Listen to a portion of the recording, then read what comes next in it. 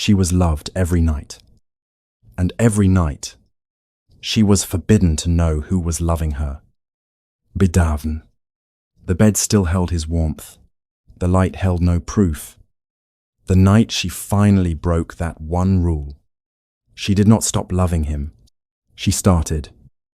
Apuleius wrote that down 2,000 years ago.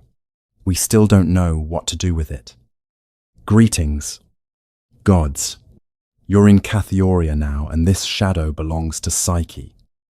Before the lamp, before the palace, before the voice in the dark, there was a girl people crossed borders to look at, and no one dared to know. She was visible to everyone. That was not the same as being known. Before she was forbidden to look at him, Psyche had already learned what it meant to be looked at by everyone and known by no one. It started in the street. People stopped walking when she passed. Not because they wanted to speak to her, they never did. They wanted to look. The way you look at something behind glass.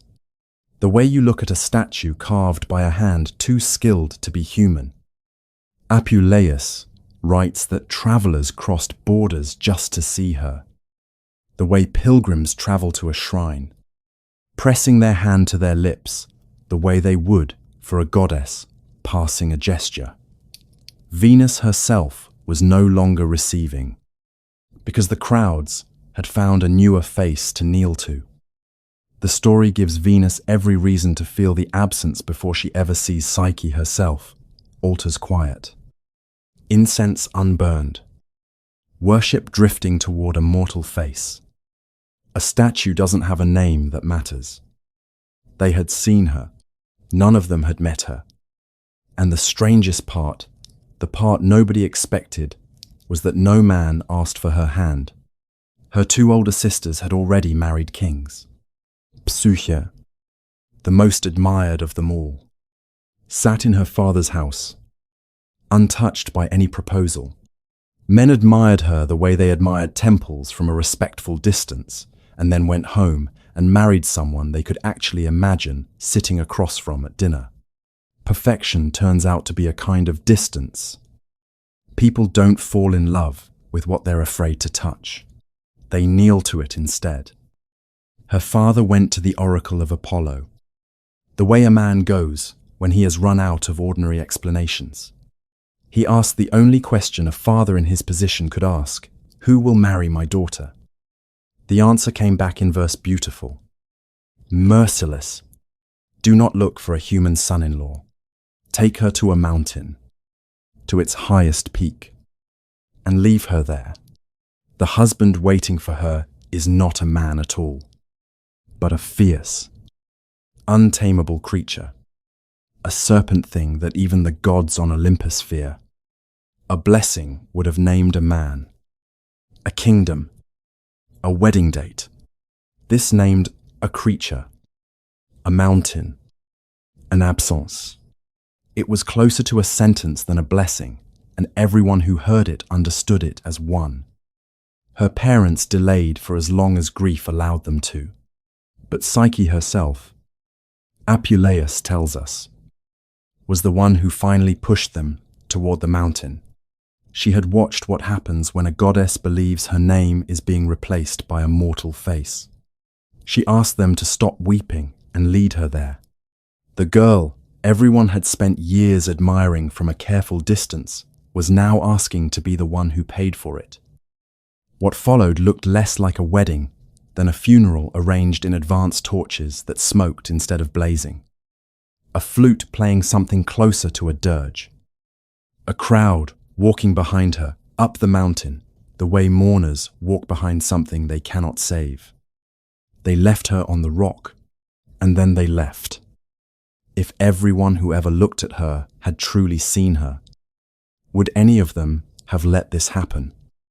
Now somewhere else, in that same stretch of time, a very different kind of accident was already in motion. Venus had gone to find her son. She found him in the sky gardens, and she did not ask for his help, she demanded it. The way a furious mother demands something from a child she still half controls. She invoked the sea that bore her and the very arrows that made her son dangerous. The way a parent invokes the source of a child's own power as a kind of leash. She told him about the girl, the crowds, the altars going cold. She made him swear on her own name that he would punish this mortal, properly make her fall in love with the lowest, most disgraced creature he could find. Something so far beneath her that her beauty would finally stop being a threat to anyone. It began as an accident, but not every accident remains innocent after someone chooses to hide inside it. Eros came to carry out his mother's order the way he had carried out 1,000 others before it unseen. Exact. 2 arrows already drawn from the quiver at his side, one to make her fall in love with the lowest, ugliest thing imaginable, just as Venus had commanded. He leaned in close to do it, the way he always did, close enough to see her breathing. And then, Apuleius says, he saw her, and in his shock at what he was looking at, he scratched himself with his own arrow. The hand that had never once missed reached for his own chest instead of hers. He did not finish the task his mother had sent him to do. He could not. Whatever Venus had ordered for this girl dissolved the instant the wound opened, replaced by something Eros had spent centuries causing in others and never once felt arrive in himself. He stood over her a long moment, arrow still in hand, as if facing a feeling he had only ever watched from the outside. There was no name for it that he had ever needed before tonight. The God who makes every other creature fall in love had just done it to himself. By accident. In the middle of trying to ruin someone else's life. Venus was not only jealous of a beautiful girl, she was watching worship move from an immortal altar to a mortal face. That is not vanity. That is a god watching her own name go quiet in the mouths of the people who used to speak it. On the mountain, the wind came first. Zephyr, gentle, the way a held breath is gentle, lifted Psyche from the rock where she had been waiting to die, and carried her down, into a valley she had never seen on any map. She landed in soft grass. She did not land in the jaws of anything. She woke. Sunlight, flowers, a river nearby, and beyond the meadow, a palace that had no business existing in a place this remote, walls of gold and silver, a floor so finely worked it felt like walking across a painting. Nobody else would ever see her step on. Every account of the mountain had prepared her for teeth and scales. Nothing had prepared her for marble. A voice welcomed her at the door. No body behind it. She was led by sound, not by sight, to a bath scented with oil, then to a feast laid out for her alone in a separate room. She found by following the smell of food rather than any direction given to her. Course after course arrived without a server in sight. Wine poured itself, or seemed to. Music played from instruments she could never locate in the room. Voices sang without singers. And at one point, what sounded like an entire invisible chorus filled the hall and then went silent the moment she turned to look for them. She ate at a table set for 2. The chair across from her stayed empty all night. That was the first form of comfort that felt exactly like the first form of loneliness. Night fell, and with the dark came a different kind of fear than the one she'd carried up the mountain.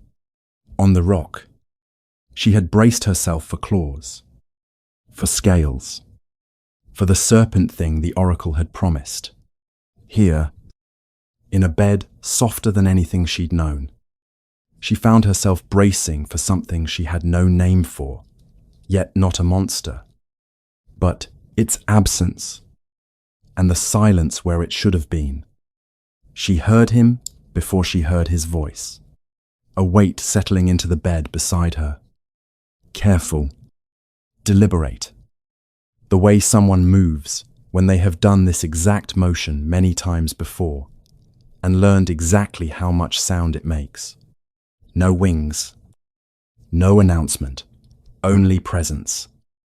The way wind arrives before anyone sees a single leaf move. Night came, and with it, finally, a voice that was not a servant's voice closer, lower, beside her in the dark. He told her, plainly, that he was her husband now. He asked nothing of her except one thing: do not try to see my face. Not yet. Maybe not ever. Whether he explained the mountain or not, his presence changed what the mountain had meant. She had been left there to die.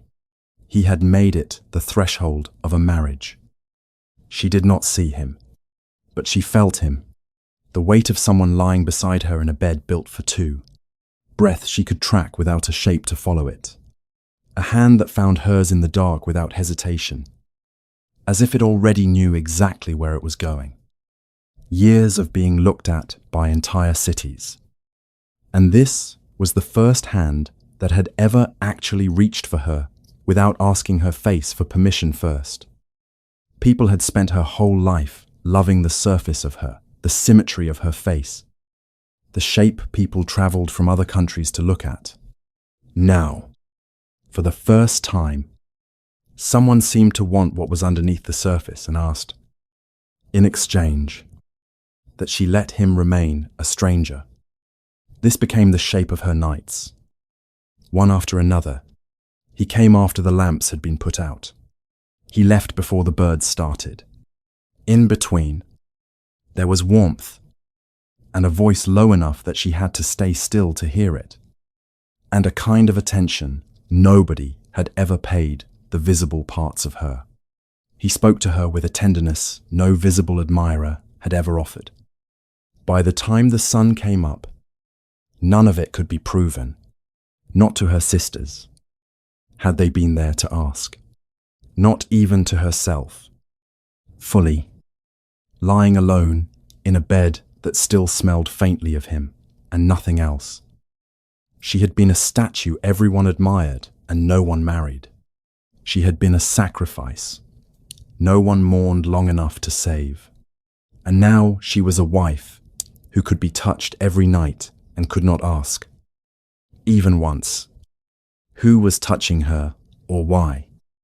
Out of every woman a god could have chosen, he had chosen the one woman an oracle had just finished calling a sacrifice. Was the darkness the first place anyone had ever truly reached her, or only a more beautiful room for the same old loneliness? A table set for two, a chair that stayed empty until midnight. Every night, without exception. This was the rhythm now. Warmth. A voice low enough that she had to stay still to hear it. Attention.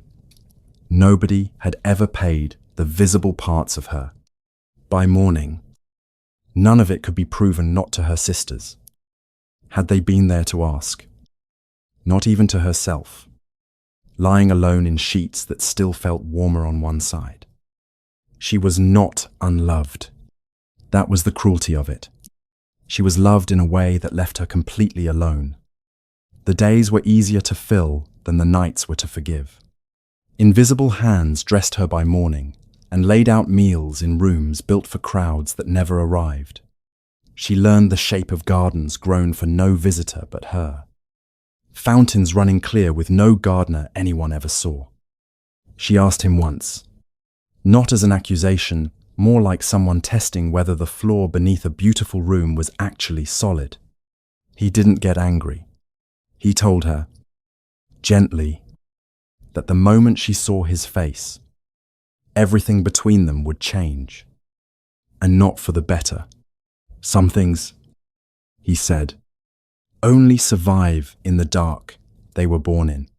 He told her to trust the dark a little longer, and to be patient with a love that asked for patience instead of proof. His presence was real enough to build a life around and never solid enough to hold on to.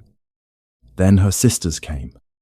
Eros had warned her this would happen, had told her, in words that made clear this was his own fear talking, that he believed anyone outside the darkness would misunderstand what the darkness had been asked to protect. In that same warning, almost in passing, he told her something else. She was already carrying a child, one who would be born a god if the secret held, and born merely mortal if it didn't.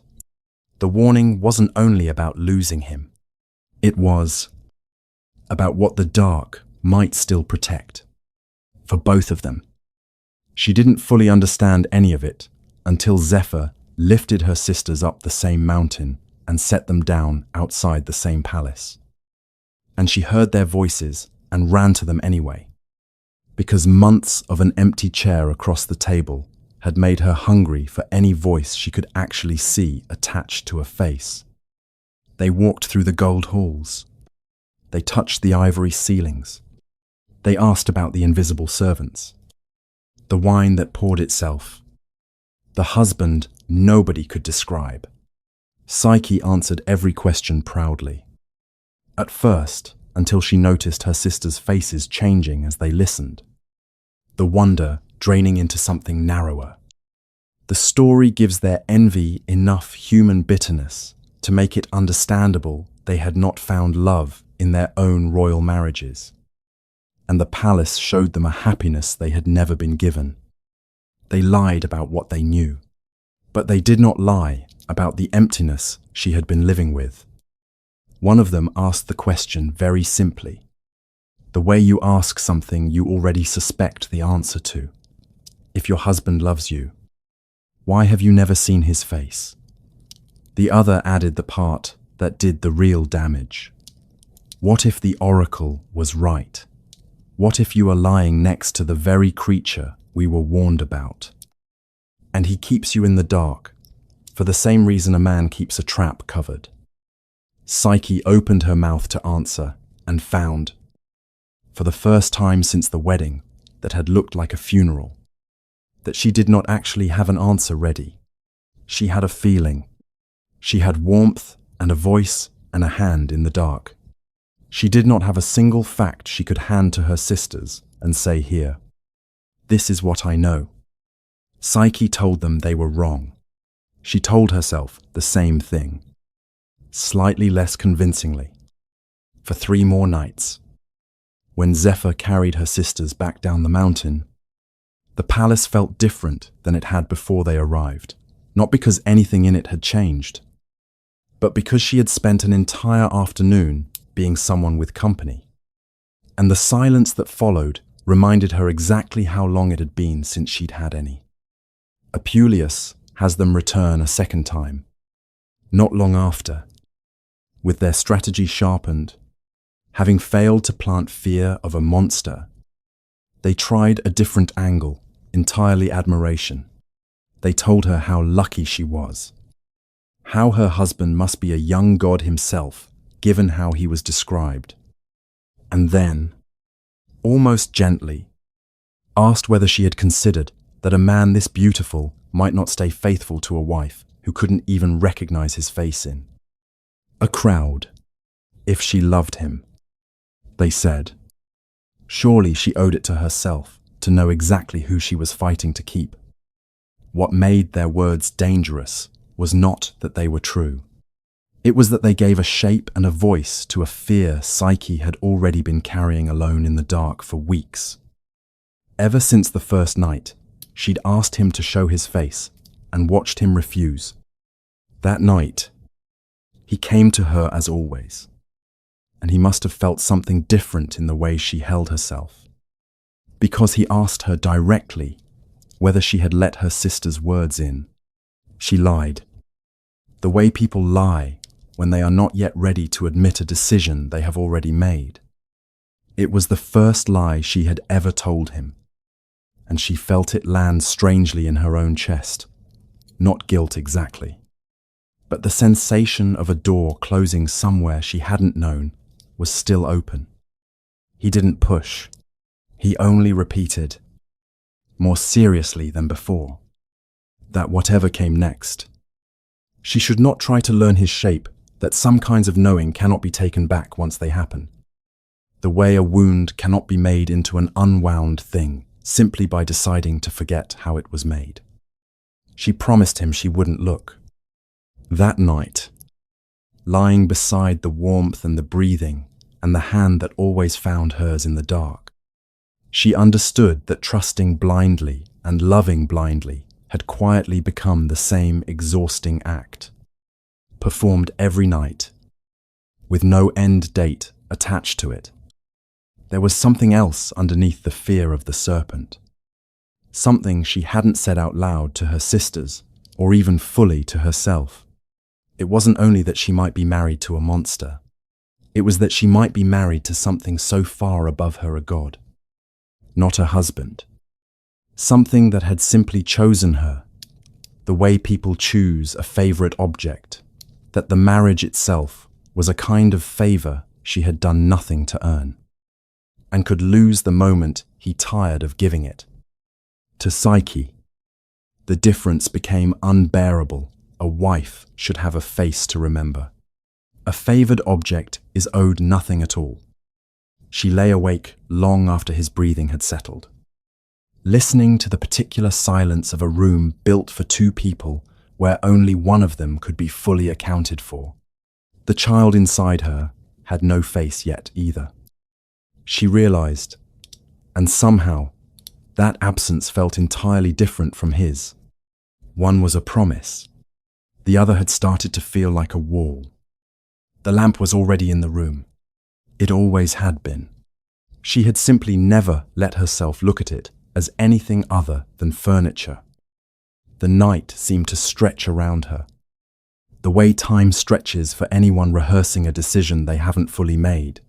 She reached for the lamp twice and stopped, told herself to sleep, failed to sleep, and reached for it a third time before her hand finally stayed. She waited until his breathing slowed into the steady rhythm of sleep beside her. Then, as quietly as she could manage with hands that had already started shaking, she got up. She wanted her sisters to be cruel and wrong. She wanted the dark to be kinder than the truth. More than anything, she wanted to put the lamp down to go back to sleep, beside a warmth she didn't have to name, and let the question close itself the way it had closed every other night before this one. It would not close. That was the part no one had warned her about. Some questions, once asked, keep the room awake long after the person who asked them has given up trying to sleep. She prepared the lamp as if preparing for a betrayal, but her hands did not move like someone who wanted to be right. They moved like someone terrified that she was. She lit it. The small flame caught, steadied, and threw its first thin light across a room she had lived in for months without ever truly seeing. She lifted it, shaking, toward the bed, and the dagger her sister had pressed into her hand, insisting she keep it close in case the creature woke, stayed exactly where she had placed it on the floor by the door, untouched, because some other part of her had already decided, without telling the rest of her, that she was not lighting this lamp to kill anything. She was lighting it because she could not love an empty space in the dark for one more night. He was hiding from being seen. She was being asked to love without seeing.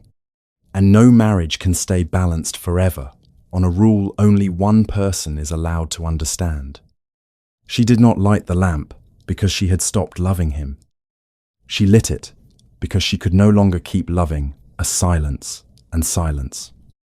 Even a warm one, even one that held her hand every night, was still, in the end, only silence. The lamp was small. That was the first thing she noticed. Absurdly, in the middle of everything else happening. It was small, and it shook in her hand more than she expected it to. She had walked this same floor every night for months without ever once needing to see it. Now each step felt like a decision she could still turn back from, right up until the last one didn't. Her sisters had told her exactly how to do this. Wait until he sleeps deeply. Hide the lamp under a covered jar so no light escapes too early. Keep the dagger close, hidden in the folds of her robe. Ready. They had walked her through it as if it were simple, a task with clear steps. A problem with a clean solution. Lift the lamp. See the truth. Act accordingly. Nothing about it felt simple now that she was actually doing it. Her hands moved the way hands move when the person attached to them has already decided something, without consulting the rest of her body. She uncovered the lamp slowly. Terrified, the small sound of metal against metal would wake him before she was ready, though she realized, even as she thought it, that she had no idea what being ready would feel like. She had spent weeks bracing for claws, for scales, for the serpent thing the oracle had promised her on the mountain.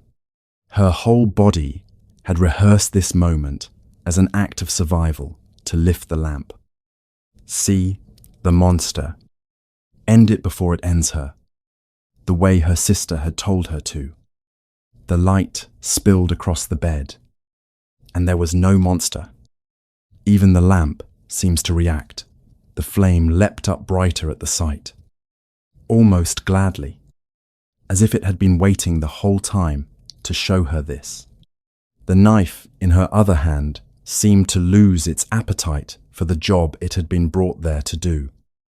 There was the most beautiful creature she had ever seen in her life. Golden hair, still slightly damp, with the oil of his own perfume. Skin that seemed to hold its own faint light, independent of the lamp. Wings folded gently against his back. Feathers, so pale and fine, they looked almost wet, like something not quite finished being made. Apuleius describes him as love itself, lying there in human form, more beautiful than the word beautiful could. Account for and Psyche, lamp in hand, finds herself ashamed of the lamp itself, ashamed of the dagger she still held, as if the mere tools of her suspicion had become an insult the moment she saw what she had actually been suspecting. Her own knees nearly gave out terror and relief, arriving in the same instant. With no clear line between them, the lamp itself nearly became too much to hold steady.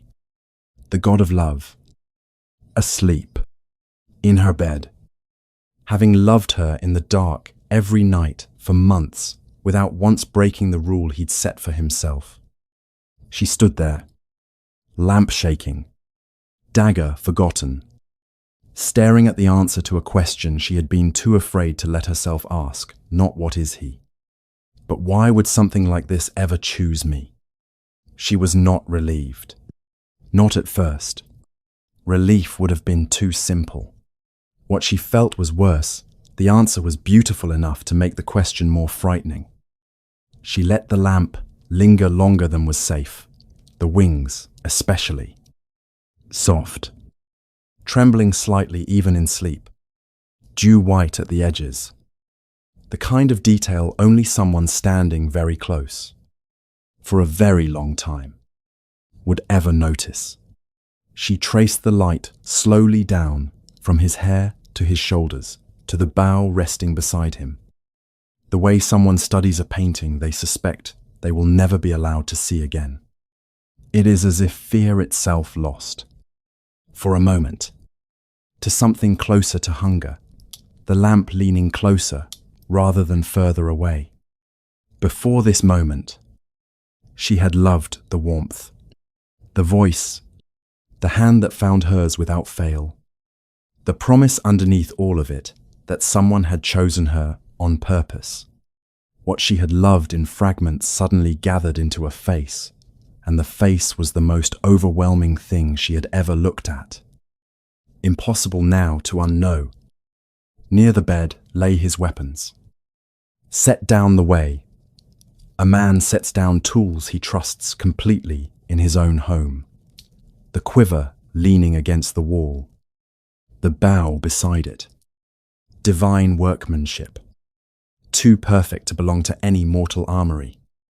And resting just outside the quiver, almost carelessly, a single arrow, catching the lamp's light along its point. She had heard the stories.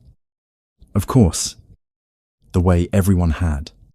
This was the weapon that made gods abandon their thrones for shepherds, made queens forget their own children, made the entire world fall in and out of love on a schedule no mortal could predict or control. She had spent her whole life being looked at because of beauty she never asked for. She had never once held the thing that caused the actual falling. She leaned closer, not thinking, the way curiosity moves a hand before the mind has agreed to anything. She wanted only to see it properly, to understand, in some small physical way. The thing that made gods and mortals alike fall into love against their will. The thing that had apparently done exactly that to the very god lying in front of her. Months ago, the first time he ever saw her face. She touches the bow first, as if trying to understand the tools of a god before she understands the god himself. Before her fingers drift, almost as an afterthought, toward the arrow resting beside it. She knew, somewhere beneath the curiosity, that this was the one object in the room she had no real reason to touch. The bow was decoration, a thing to admire from a careful distance. The arrow was not, and still her hand moved toward it anyway. The way a hand moves toward anything it has spent its whole life being warned about. She touched the tip of her finger to the point of the arrow. It was sharper than she expected. A small bead of blood rose immediately to the surface of her skin. And in that same breath, not a moment after, not as a separate event, but in the exact same heartbeat as the sting, she fell in love with him completely. Not with the beauty she was looking at, which she had already been admiring for several long minutes by then. With him, the actual person sleeping in front of her, made suddenly, unbearably real by the one drop of blood that the god of love's own weapon had just drawn from her. The story almost refuses to explain the strangeness of it. As if the detail is already strange enough, the same gesture that broke his rule was the gesture that sealed her love for him. The way he had been falling for her since the night he first raised his own arrow toward her and missed. She had broken his one rule by looking. The arrow did not create affection from nothing. It gathered every fragment she had already loved, the warmth, the voice, the hand into something irreversible. The betrayal and the falling were not two events with a pause between them. They were the same event, wearing two names. It was not a grand betrayal. That is what made it unbearable. It was a hand shaking, a lamp tilting, a drop of oil sliding down the curve of the metal, gathering at the lip, and falling the smallest possible accident, barely worth mentioning in any other story, deciding the entire shape of this one. The cruelty is in the smallness of it, not a scream, not a sudden movement, just an unsteady hand holding a lamp a little too long, a little too close. Admiring rather than retreating, it landed on his shoulder, just below the curve of his wing. The burn woke him. Even a god can be recalled to his own body by pain. He saw enough in less time than it takes to breathe out the lamp still burning in her hand. The arrow she still held. The thin red line already drying on her finger. And the look on her face. He didn't shout. He didn't accuse her. Not at first. He simply rose. And in the same motion, his wings caught the air. And he was at the window before she had fully processed that he was leaving at all. She caught his leg as he rose. For one impossible second. She left the ground with him not flying, only refusing to let go. Then he let her fall back to grass instead of carrying her into a sky she could not survive. From a branch in a nearby cypress tree, he finally spoke not, the warm voice from the dark, but something colder, wounded in a way she had never heard from him before. He told her he had warned her. He told her there are some wounds even love cannot pretend not to feel. Then, with one motion of his wings, he was gone, leaving her alone in the grass beneath the tree where the palace itself had already begun. She would later realize. To disappear behind her. He fled like someone betrayed, but also like a god who had always known how to arrive unseen, and never how to remain visible. The palace was already beginning to disappear. The gold walls thinned like morning fog. The invisible music that had filled every room for months simply stopped. Mid-note, as if someone had finally remembered to turn it off. Grass under her palms, oil still burning somewhere above her. No voice. She sat there, long enough for the burn on her own fingertip to stop stinging. Long enough for the night air to remind her that nothing about a god's palace had ever needed her permission to exist. And nothing about its disappearing needed it either. She had finally seen him. But seeing him did not teach her how to believe she was worthy of him. She no longer needed to ask what he was. The oracle. In the end, they had been wrong about almost everything except the one detail nobody had thought to question, that whatever waited for her in the dark was something far more powerful than any creature with claws. A new question had already replaced the old one. Quieter and much harder to put down now that she knew exactly what she had lost.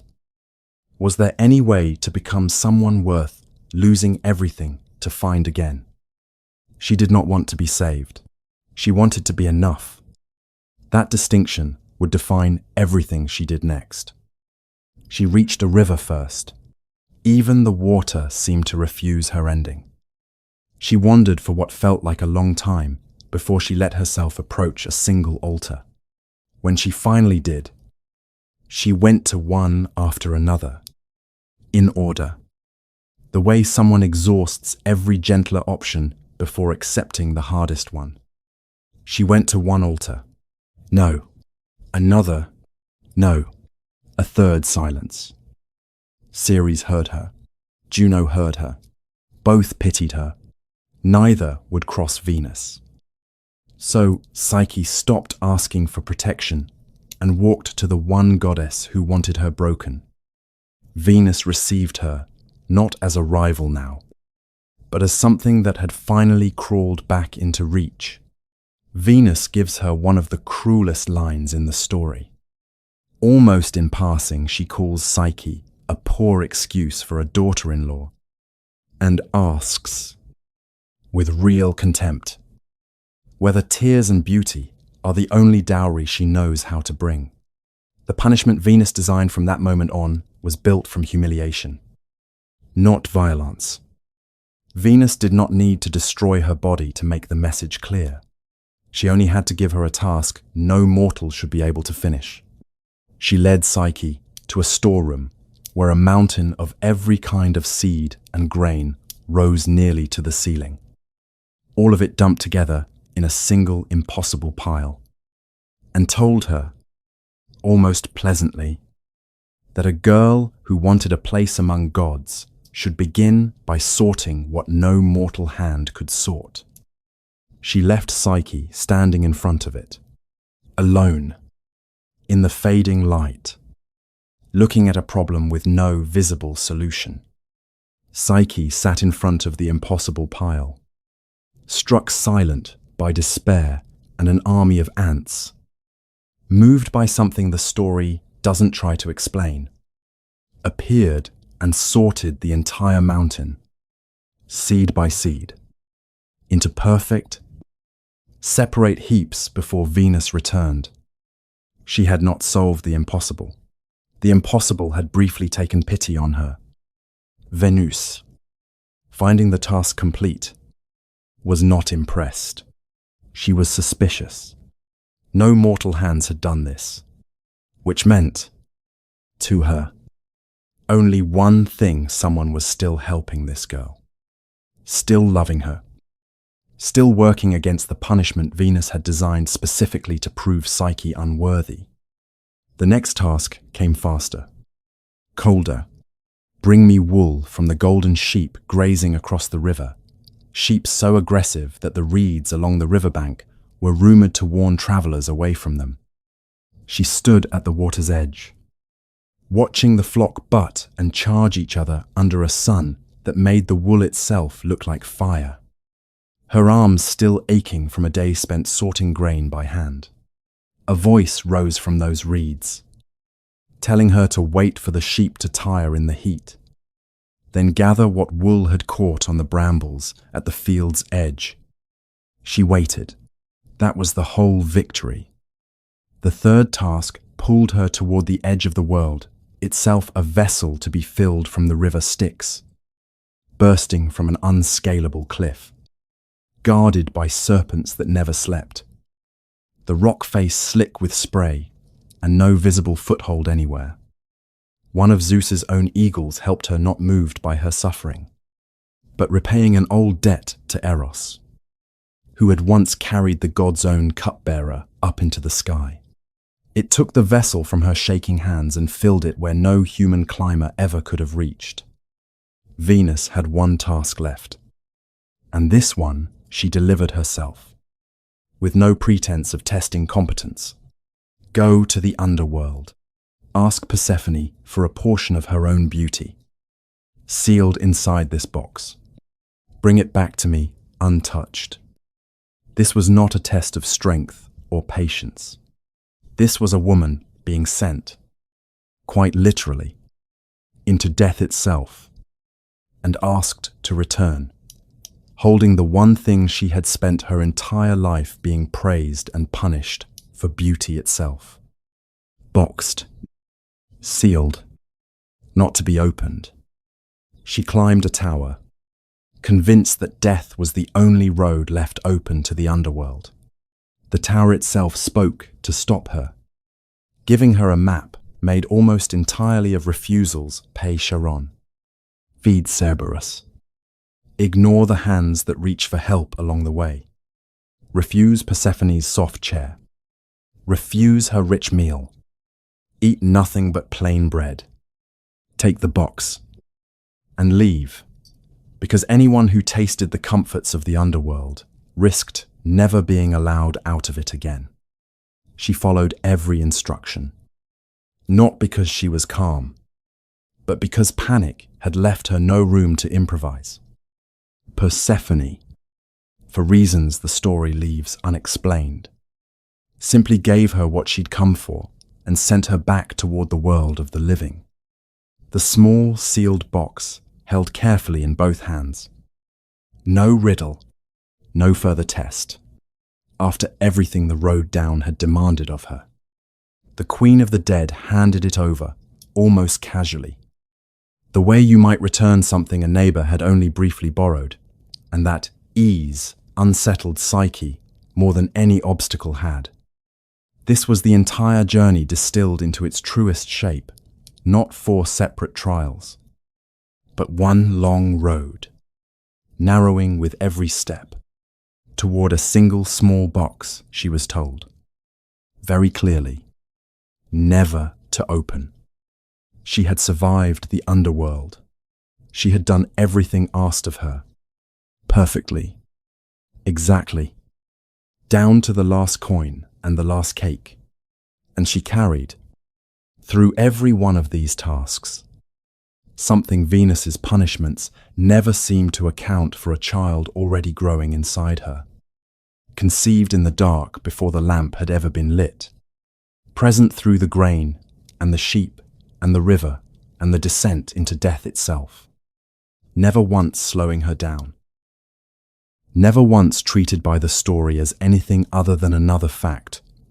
She carried quietly alongside everything else she was carrying, and somewhere on the road, back up into daylight, carrying proof in her own two hands that she had finally, truly earned something. A thought arrived, quiet and reasonable sounding. The way the most dangerous thoughts always are. What if there was a little of that sealed beauty left over for herself? What if, after surviving all of this, she opened the box just enough to make herself beautiful enough that Eros, when he finally saw her again, would not be able to remember why he ever left in the first place. The first time, she needed to know. The second time, she needed to be enough. She had done everything Venus asked. But proof is dangerous, because it never tells you when to stop. She opened the box. Nothing beautiful came out. Only a thick, dark sleep. The kind Apuleius compares to the sleep of the dead themselves. Rising the instant, the seal broke and covering her completely where she stood on the road, halfway between the underworld and the daylight she had been trying so hard to earn her way back into.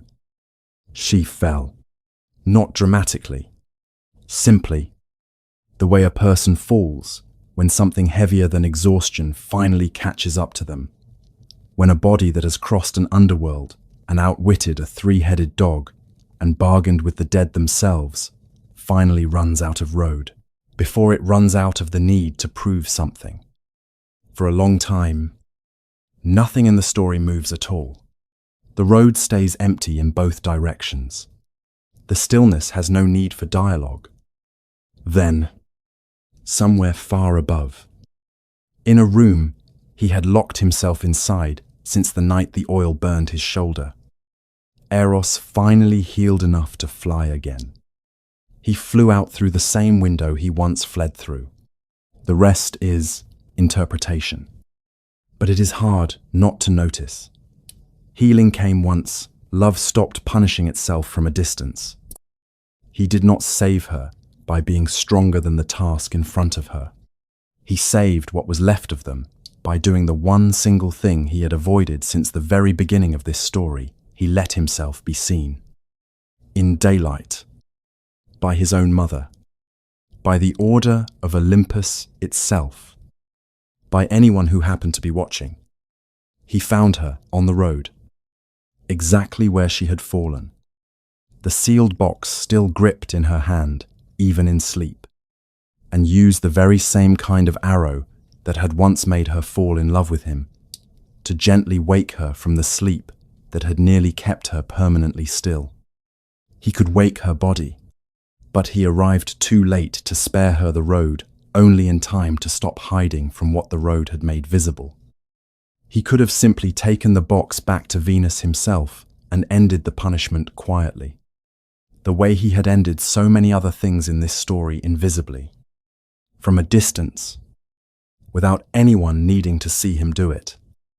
Instead, he flew somewhere he had never chosen to go, on his own, straight to Olympus, straight to Zeus, to ask, as an open request, rather than a hidden affair, for permission to make this marriage real, permanent, and visible to everyone. Zeus listened less like a judge than like someone ready to let the chaos end. Eros had caused this kind of trouble for every other god in existence at some point. It was almost fitting that it should finally cost him something too. Zeus granted the request with the amused authority of someone who knows Eros has troubled Olympus before, and called the rest of the gods to witness a wedding that had spent its entire existence so far hiding from witnesses of any kind. Venus, given no real choice, agreed as well. When Psyche drank, the gods did not make her more beautiful. They removed the courtroom she had spent her life standing inside. No altar, no crowd, no hidden husband, no task left to finish. Joy was born, but it did not arrive as proof that the darkness had been harmless. It arrived only after both of them had run out of places left to hide. Their daughter's name was Hedone, pleasure, not innocence, but pleasure that exists only on the other side of two people who had finally stopped being able to hide anything from each other at all. Joy was born, but not before love had lost the protection of darkness. Maybe that is why the lamp still hurts. 2,000 years later, every time someone tells this story again, not because it destroyed a love that should have stayed hidden, but because it asked a question, neither of them was ready for whether love built in the dark could survive the instant it finally had a face. Every love that asks the dark to protect it forever eventually meets the lamp. And when it does, the question is simple. Will you lose them, or will you finally meet them?